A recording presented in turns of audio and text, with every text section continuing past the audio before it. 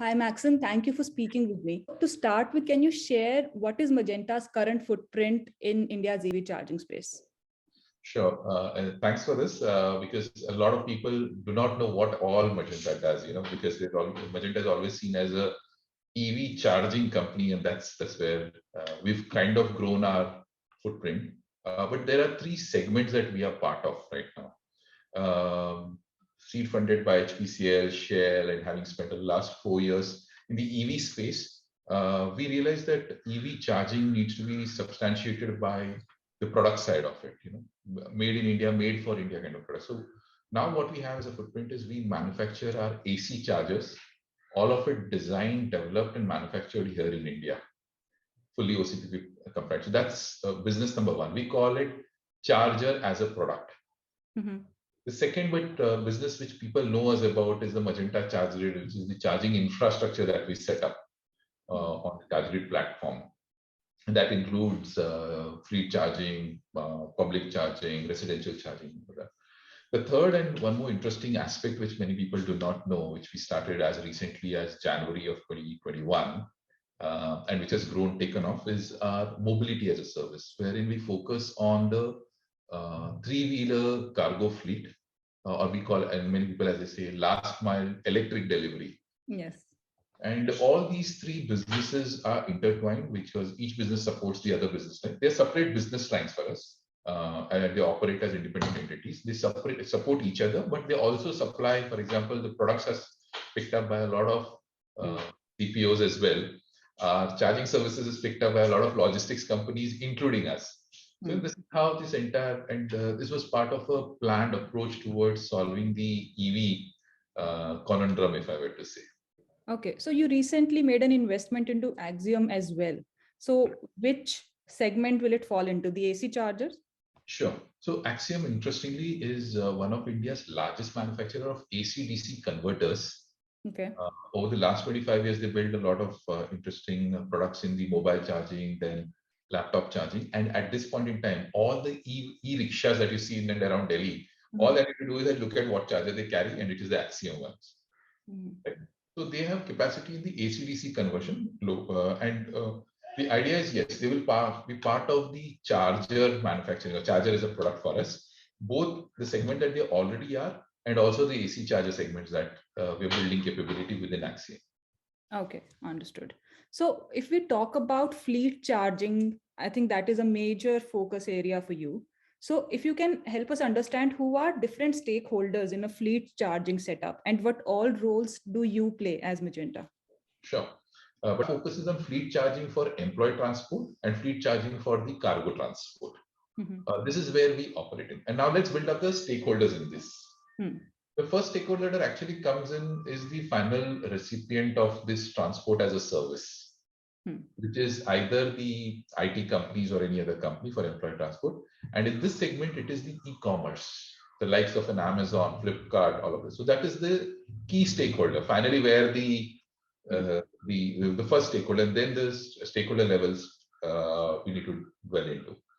Suppose that comes the fleet operator who is supplying the vehicle, right? And in this, the operator owns and controls the vehicles. The other stakeholder below that is the driver, fleet driver, which more often than not is missed, right? Especially in the EV space, he is very key because the element of time and what he does with that time and how it is utilized is very important. Then comes the charging, fleet charging operator, if I were to call it, or a CPO, classical CPO in Indian classical sense. The operator who provides charging and parking as a service to these fleet owners. Right? And each of these stakeholders, be it the original customer, the fleet operator, the driver, and the CPO, these are multiple elements which are directly involved. But there is another stakeholder also. And those stakeholders include the DISCOM, which provides the electricity, people who can provide separately parking as a service, right? And third, and also importantly, any other regulatory organizations. So having said all these stakeholders, some direct stakeholders, there are some indirect stakeholders. That's how I look at the entire overview of EV fleet operations. And what all roles are you playing at the moment as Magenta? Lovely. So at Magenta, we are playing the following roles. First is in the EV cargo segment, we own and operate probably one of Bangalore at this point, the largest three-wheeler fleet. We are working with the best of e-commerce companies, right? And it's under the platform called as EVET, EVET, which stands for Electric Vehicle Enabled Transport. Now that's segment one or stakeholder one. The second one is charging as a service, which includes charging and parking both. So these are the two key segments that we currently participate as. And we intend to just be focusing on this. We have driver partners, we call them the driver partner organization, with whom we participate in this. So we provide the vehicle and the charging. Okay, right. And you're providing charging as like a CP or charging setup to other fleet operators as well. Oh, interestingly, yes. We provide, now this is where I'll break up the charging as a service. One is we own and operate charging hubs. At this point in time in Bangalore, we have close to 160 odd charging points for these fleets. Right? Now these are owned and operated by us, these charging hubs. But we also have installed charging to the last stakeholder as well. For example, companies like Wipro, for that matter, they have a charging infrastructure in place. And they use it. Any of the fleet operators there deployed at Wipro would be using a charging service. Similarly, at multiple e-commerce sites, we have a charging as a service. Right? So it supports our EVET platform, but it also supports any other additional fleet service provider. And we provide, and interestingly, Priyanshi, since I told you very clearly, these businesses are separate out. They have their own balance sheets and profit and loss centers. They work independently. So, for example, if someone were to approach us as for charging as a service, they would be treated as this in the same space as any of our internal businesses like EVET has. And that's that arm's length is something very important, and we believe that that's the way this business would grow. Right. So fleet charging, I think, is also getting a lot of attention because it's the only charging service that has respectable utilization rates right now. Is Absolutely. that correct? Oh, that's the old respectable is a nice way of saying it. So the answer is yes. I mean, it's very logical. And we know this because we also put up public charging stations. We have a couple of them in India. So yes, so what happens is fleet is where utilization is guaranteed, if I were to say. There's higher utilization, not only from a guarantee perspective, but also it is, if I were to say, aggregation of demand. So you have to understand there are two problems with charging. So one is having a charger at one location and making sure that it's utilized. But the other bigger thing is to have a lot of these chargers at one place so that you can manage, co-locate and manage it. So these both issues get sorted in fleet charging, if I were to say. Right. So based on your experience, at what scale or at what rates of utilization does providing a charging service become economically viable and profitable? Sure. This is where the business models become interesting. The Excel sheets become 26 tabs and 50 tabs and all, as they say. And having done this hands-on, I can really actually answer on a very specific level.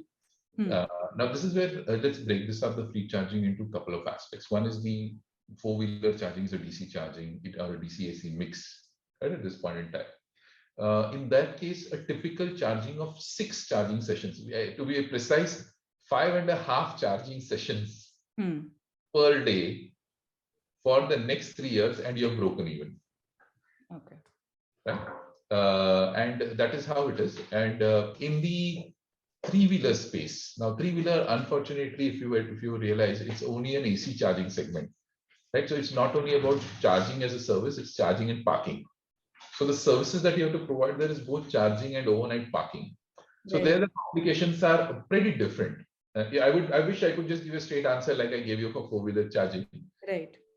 Typically, there the costs include charger, charging, the real estate for parking, there's security, there's lighting, and fortunately or unfortunately for us, we've kind of realized that there it is important to provide this minimum element of service for the fleet driver. Because the time spent per charge element is much high, unlike in a DC charging. You're talking about 3 hours. So there, depending upon the utilization rates, etc., we believe that typically AC charging, you would need at least 3 charging sessions per day, right? But the recovery model there, now, unlike in DC charging, is not only about charging, it's also about parking.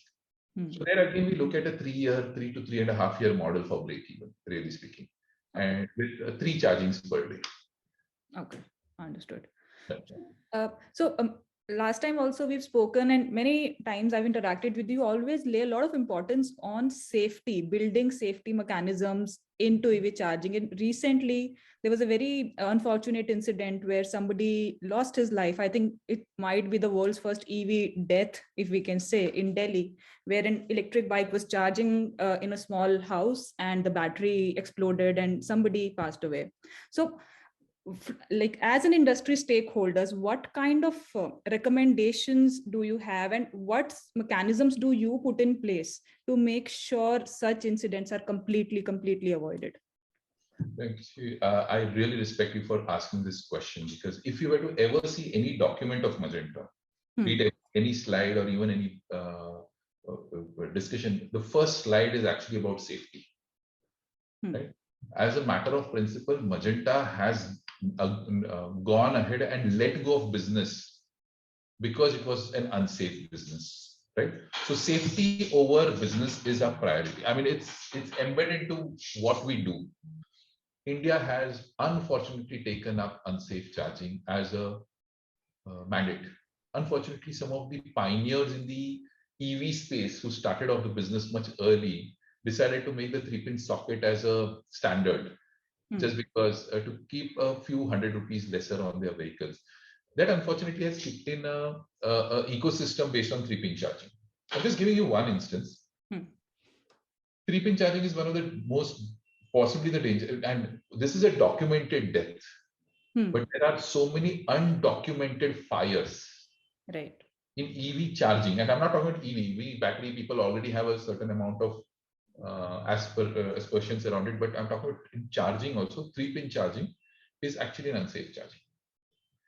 Very simply, it's because 3-pin charging is not made for public. It's a residential charging system, right, where you know that the pressure, the heating iron that you have at your home, there's only one iron which will go into the same plug. Unlike that, in public charging, you cannot have various, because the tolerances are very different. So you have air gaps, heating, and fire. And we realized that a lot earlier. Hence, all our public charging stations follow the IEC protocol, right? But there has been a pushback to us saying, "Hey, Magenta, you're playing too safe in this." Now, interestingly, I do not know how you picked this up, but we are working on something very interesting. In fact, it's just yesterday that we decided to invest into redesigning the 3-pin socket. Okay. Because as much as we try, what happens is, even if we were to push the IEC concept, the fleet drivers used to come with their 3-pin socket and come with an adapter and all of that. We said, "Hey, listen, let's solve this once and for all."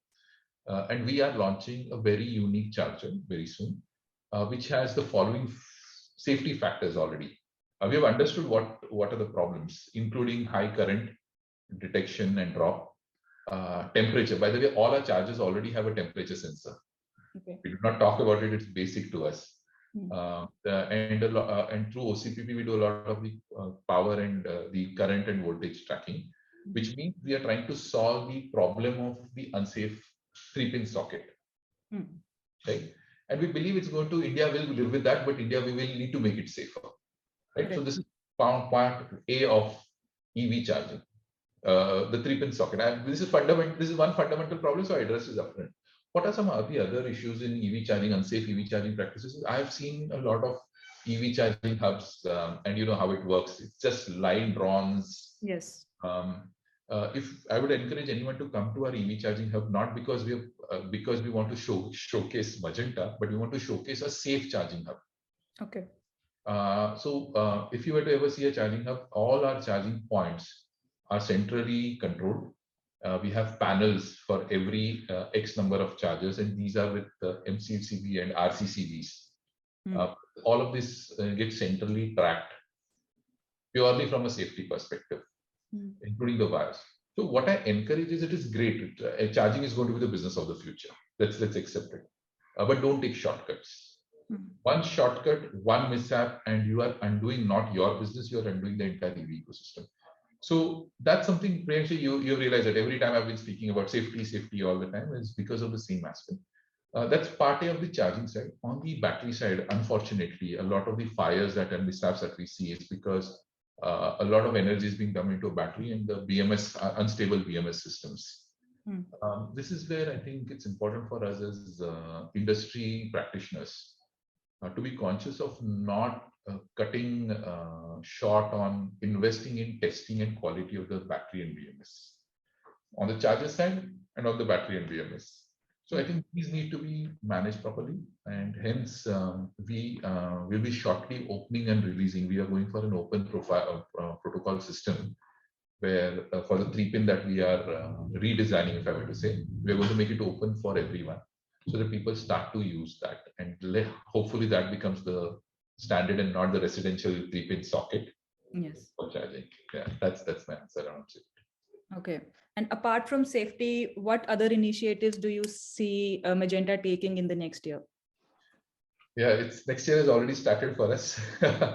So a couple of things. I mean, there are a lot of things people know, but there are much more things that people don't know about what we're doing. So I hope you're aware that under the government of Delhi's one window EV charging application window, we have been empaneled and the first chargers are already dispatched and being installed as we speak. Okay. And this is a very interesting residential charging ecosystem in which a person does not need to, have over invest into 3 sockets and all of that. It's a single socket system through a Bluetooth, and data is also being available. So what we believe is it's important just from charging to become smart charging. So fundamentally, we believe that if you only provide charging, you are providing an ecosystem of the past. As charging increases, you need a layer of data and informatics on it, because only then we will be able to have a sustainable charging ecosystem. Think of 100 Priyanshis who have vehicles in their parking lots, everyone charging in the night, and the kind of load factors. So what we believe is it's not about just charging. Build the smartness now. The application layers and the use cases on that will fit slightly later. Okay. Right? Vision has to be put in at the time of initial design. Initial designs. So that's what we are doing. If you realize, our chargers have all the 6 safety features plus the OCPP plus communication with fail-safe for communication, all of that pre-built, and that's a basic requirement. Right? It's pre-built. So even the if I were the most economical charger of ours will have all of this built in. Right. So you're saying even if the other stakeholders like Discom might not be ready with communication or load balancing or other advanced features, but you're saying that as the penetration grows and as the use grows, it will all be required, and the chargers are prepared for that. Oh, absolutely, Priyanka. And there's one mandate in Magenta. All our chargers are updatable from a central location. Okay. Means the charger that we may install today may not have all the features, but we have the firmware upgrade over the air. Our central system can just say tomorrow the government of India wants to know what's all the charging that's happening across India, including an AC charger that you have installed at your home. Right? All the data can come in, and all of this is upgradable for us centrally. So this is an over investment into our charger. So I would say at least it's a 5 to 10 year future obsolescence has been taken care of. And that's how we build our chargers. That's on the charger side. What's happening on the charging side? So Government of India, we are a participant to the FAME2 scheme. We've had the grace of the Government of India having gone through all the steps over the last 1 year we've invested, and we are now installing 2,950 chargers across India in 34 cities. Okay. Under the FAME2 scheme. That's actually happening as we speak in multiple states, and they can apply. We are also installing close to around 1,500 chargers at multiple fuel outlets. Okay. Right. And these are all happening. You may not be able to see them coming live very quickly because we have decided we'll do it in staggered manner. Interestingly, Fern Hotels, which is close to around 82 hotels across India, on the highways, incidentally, we are setting up charging for them as well. So there are these interesting pieces of the puzzle, and last but not the least, Delhi is in a segment, an area, but including in Bangalore, we are We have been identified by Bangalore Apartment Federation as a charging supporter for them. And we are right now installing chargers with a very interesting ecosystem in the residential societies as well. So we had done a pilots in Bombay and in Bangalore last year, and we were able to get a lot of. We built up a business model and a software solution model around it. So all that's done as well. So lots of things happening. This year was more of putting it all up. Next year is all going to be about scaling up each of these potential pieces.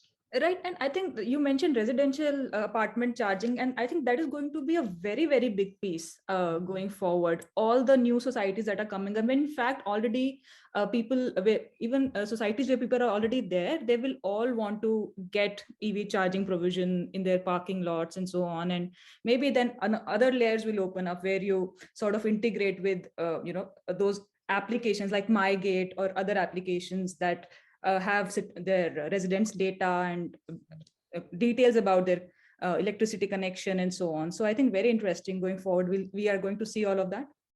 Oh yes, in fact, residential charging, and this is very interesting. And unlike European and American models, which I've been saying, you cannot copy paste international solutions into India. Residential charging is a classic case because not everyone has his own parking lot. And if everyone has his parking lot, everyone cannot draw in wires. So we call it a very interesting case called as community charging. So we are building up because in India, it's community charging is going to take off. Right? And like you rightly said, yes, we are already collaborating with the multiple partners around this. But what happens is there is a lot more education that is required here. Whenever it's community, you need to have, like when we were in the school, we used to have something called as community manners. So we'll need to have EV community manners whenever it's going to come. And we're already seeing that for the kind of charges we put up. Utilization, post-utilization, moving of the vehicles, etc., triggering of those alarms. Very interesting pieces already we are working on, and happy to say that we already have these put up. We believe that's going to be a very interesting use case for EV charging, and the success of EV adoption in India in the personal space will be driven by this community charging, not by public charging infrastructure on the highways. That's not what is required. What we require is this problem solution. That's what we are doing. And ultimately, the owner has to have easy access to charging where he lives. Yes, easy to charging and ability in this, interestingly, ability to leverage that charging, which I mean, you don't use a charger through the day, so someone else can use it. So how all these potential aspects need to be managed, studied, and integrated with their existing residential platforms. Yes. Exactly. Lots happening in that space. Absolutely lots happening in this space. Right. Interesting things. Okay. Thank you so much, Maxon, for your time. Absolute pleasure speaking with you. Always a pleasure speaking to you as well. Thank you so much. Thank you.